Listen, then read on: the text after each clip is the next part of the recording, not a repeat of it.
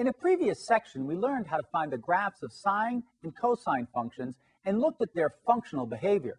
In this section, we will use this information about the sine and cosine functions to graph the other circular functions. Hello, my name is Tom Atwater, and we will begin by looking at the reciprocal identities of the sine and cosine functions to sketch the graphs of y equals cosecant x and y equals secant x. So here we have the graph of y equals cosecant x, and we're going to use the graph of y equals sine x as the guide function. That is because, of course, cosecant x is the reciprocal of sine. So if we look at sine x, we have it drawn here through its dashed line. And we're going to look specifically at when sine x is 0. Because when sine x is equal to 0, we know that we would have 1 over 0, which is undefined, which is represented by a vertical asymptote for the graph of cosecant x. When the sine curve is positive 1, which would be here and here, we know the reciprocal of 1 is 1, so cosecant is equal to 1. When the sine curve is negative 1, which is here and here, we know the reciprocal of negative 1 is negative 1, so the cosecant is negative 1. When we know that the sine curve is positive, which would be in this section right here, that cosecant has to be positive. And as the sine gets larger and larger, in other words, as it goes in this direction, we would see that the cosecant would have to get smaller and smaller. It's reciprocal. And as the sine curve gets smaller and smaller, we know that cosecant would have to get larger and larger. So therefore, we get a U-shaped curve for the cosecant. It has those vertical asymptotes and those key points of the reciprocal of 1. So that gives us the graph for cosecant. Notice that it will have a period of 2 pi, as does the sine curve, that it does not have an amplitude because amplitude is defined to be half of the distance between the max and min point, and of course there's no max or min for the cosecant curve. So now let's take a look at the secant curve, and we're going to use y equals cosine x as our guide function for the secant of x. So we have y equals cosine x in the dashed red, and we graph from that y equals secant x. All of the same characteristics apply in the sense that we locate where cosine is 0, and that's where we'll have asymptotes. We locate where cosine is 1, and that means the secant is 1, where cosine is negative 1, and that means the secant is negative 1. We get the same U-shaped graph. Let's take a look at each graph in a little more detail and identify basic characteristics, starting with y equals cosecant x. The domain. Well, we'll notice for this, the domain would be all real numbers except for where we have our vertical asymptotes, because of course we cannot plug in those x values. And those turn out to be integer multiples of pi. So it's all real numbers except integer multiples of pi. The range.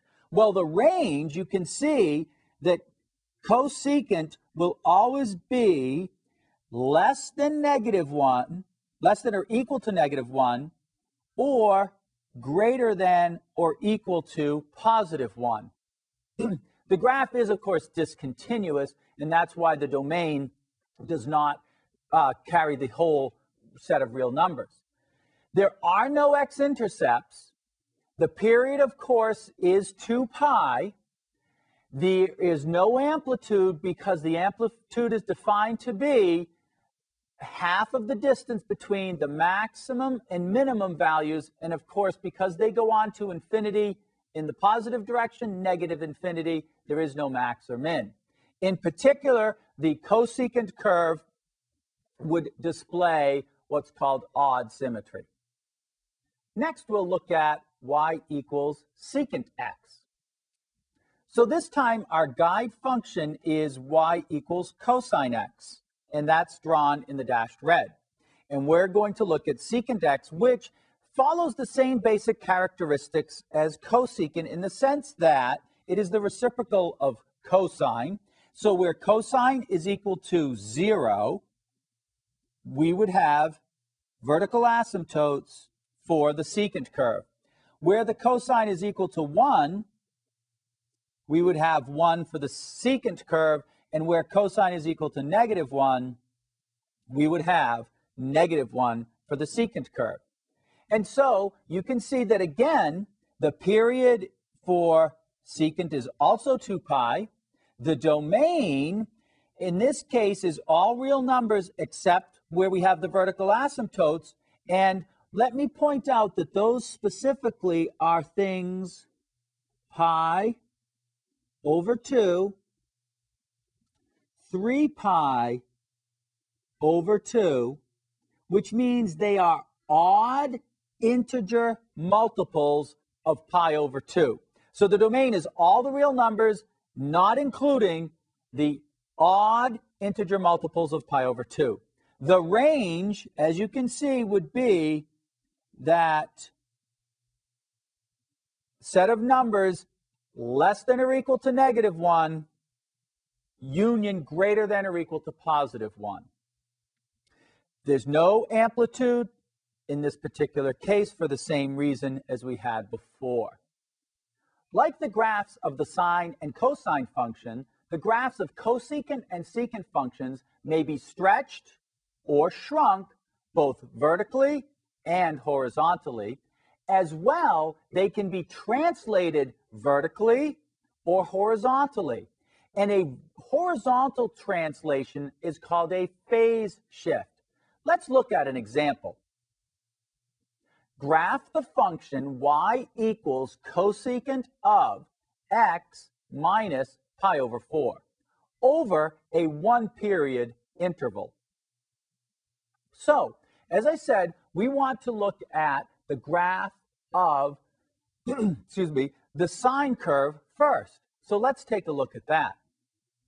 So here we have our guide function, which I want to point out has already been shifted over.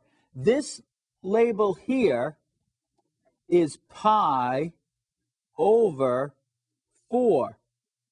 And this 1.571 is our decimal equivalent to pi over 2. And so on. Here is pi. Here's 3 pi over 2. And here is 2 pi. So you can see it's already, the sine curve has already been shifted to the right by that pi over 4.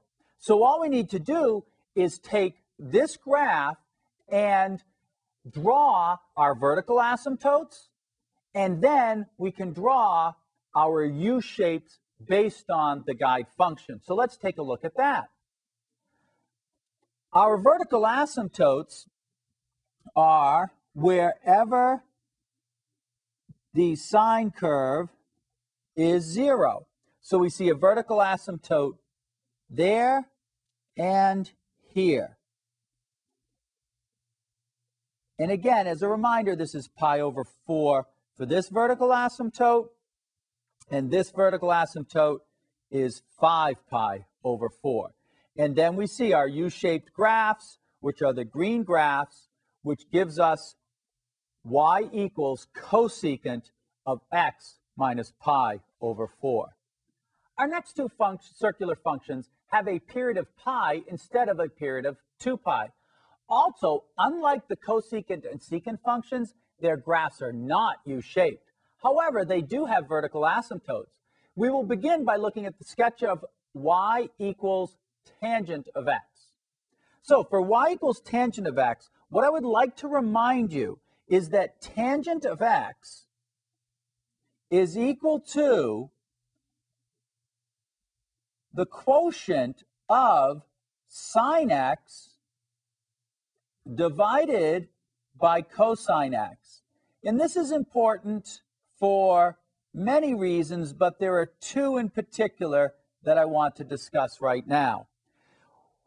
When cosine x is equal to 0, that means the tangent will be undefined, and hence we would get vertical asymptotes.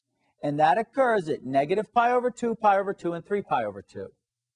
When sine x is equal to 0, that means that the tangent of x will be equal to 0. And therefore, that occurs at negative pi, 0, positive pi. And then from there, still thinking about the fact that tan x is sine x over cosine x, we can determine that when they are both positive, sine x and cosine x, then the tangent is positive. And that as cosine x gets smaller and sine x happens to be getting bigger, that fraction, sine x over cosine x, is going to go off to infinity. If I look backwards into what would be the equivalent of the fourth quadrant, you'll know that cosine is positive and sine is negative, and therefore their quotient is negative, and it's going to go off towards negative infinity. Now, in particular, you may remember from your special angles that the tangent of pi over 4 is 1, and the tangent of negative pi over 4 is negative 1.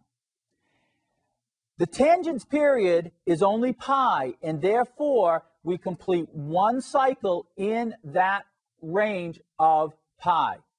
It is discontinuous, and there is no amplitude, but it does display odd symmetry.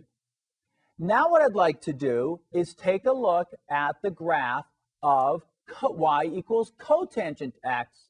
And remember that we can think of that as cosine x over sine x. And therefore, when the cosine x is equal to 0, which is at negative pi over 2, positive pi over 2, cotangent will also be 0. And when sine x is equal to 0, then the cotangent will have vertical asymptotes, which occurs at negative pi, at 0, and at positive pi. And then finally, when we look at the ratio, and the ratio I'm talking about is cosine x over sine x, we can say, again, in terms of their positive and negative values, when they are both positive, cotangent is positive.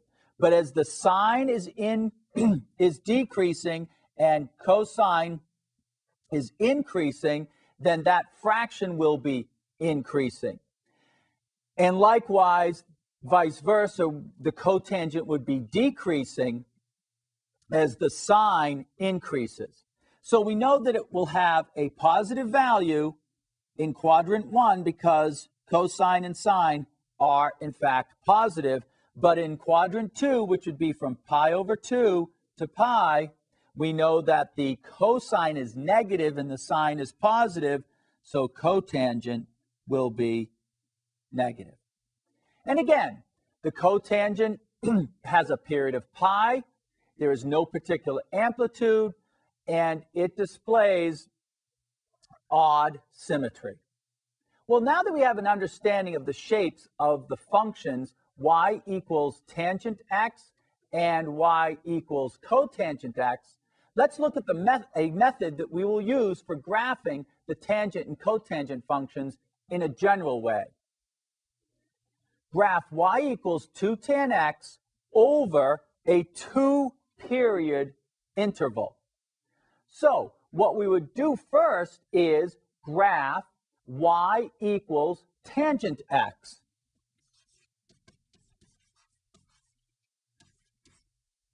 And the graph of y equals tangent x has its vertical asymptotes at pi over 2 and negative pi over 2. It passes through 0, and it's increasing from left to right. If we then carry this out one more full period, what we would say is that at pi, it is 0, and at 3 pi over 2, we have another vertical asymptote. Well, how does that apply then to y equals tan of 2x? Well, the 2 in front of here is, of course, going to affect it horizontally. And in particular, this 2x will cause it to be shrunk in towards the y-axis.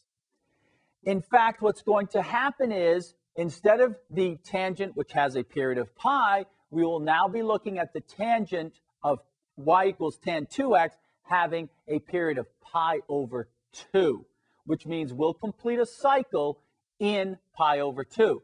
It also means that the vertical asymptotes will become, instead of negative pi over 2 and positive pi over 2, they become negative pi over 4 and positive pi over 4. So instead of trying to draw it on there because I'll have so many lines, let me redraw the tangent of 2x here.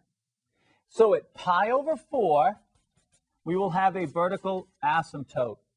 At negative pi over 4, we will have a vertical asymptote. It will still go through 0.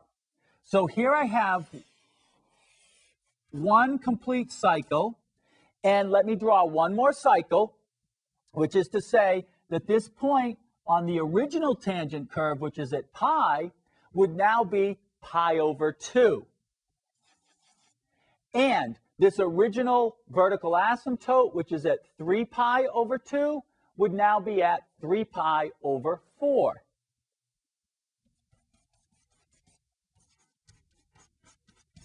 So we draw our curve increasing from left to right. And what I want you to notice is that we've completed 2 complete cycles of the tangent curve in the same amount of space that we were only able to complete 1 cycle of the tangent curve. So we've gotten 2 in here, 1 in there in the same distance. Well, now it's time for you to try a problem. Remember that in a previous section we looked at translating basic graphs vertically. I would like you to do the following problem, which involves a vertical translation of the basic graph y equals tangent x. Graph the function y equals 1 plus tan x over a 2-period interval. Pause the video while you work on this problem, and when you are finished, restart the video to check your solution.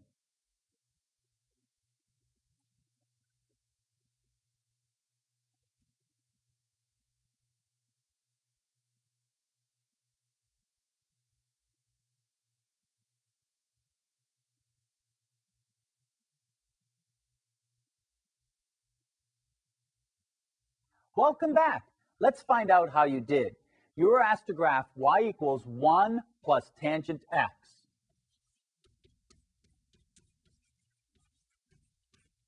So if I draw a quick sketch of tangent x first, we know that tangent x has an asymptote at pi over 2. We know it has one at negative pi over 2. We also know that it passes through 0, and I'm going to do a dashed line since this is not the final curve. Continuing out in this direction, we know this is pi, and our next asymptote happens at 3 pi over 2. And again, dashed line. So that's our tangent curve. And what we want to do now is recognize that this is a horizontal shift upwards of 1 unit. So I take each of these points and literally put them up 1 unit higher.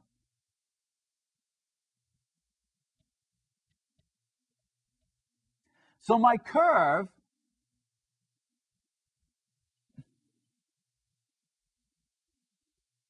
it looks like this. And over here, I'll just sketch it approximately looking like this. So you can see, compared to the dashed line, clearly it's been raised up 1 unit. Of course, as we get further and further up, it's not as clear or as easy to see. Well, I hope that's the graph that you were able to find when you did it.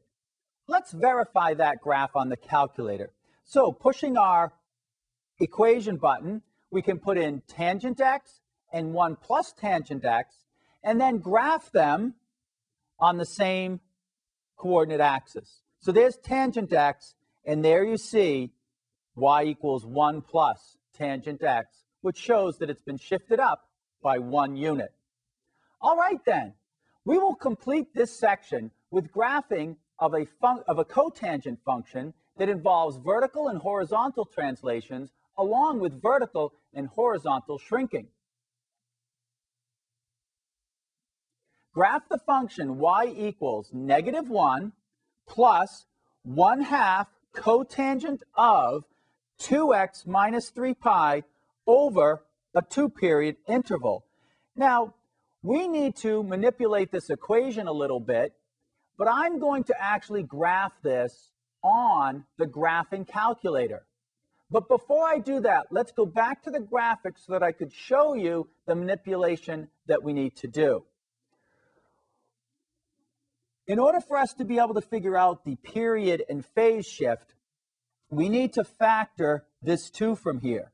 So my equation would become y equals -1 plus 1/2 of cotangent, and then what I would use is brackets, factoring out the 2, parentheses x minus 3 pi over 2.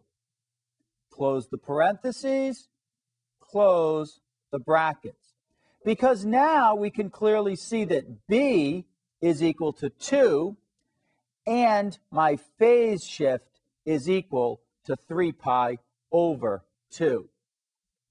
So with b equaling 2, that means that the new period for this particular graph would be pi over b, pi over 2, so pi over 2, as opposed to the normal one for cotangent, which is pi.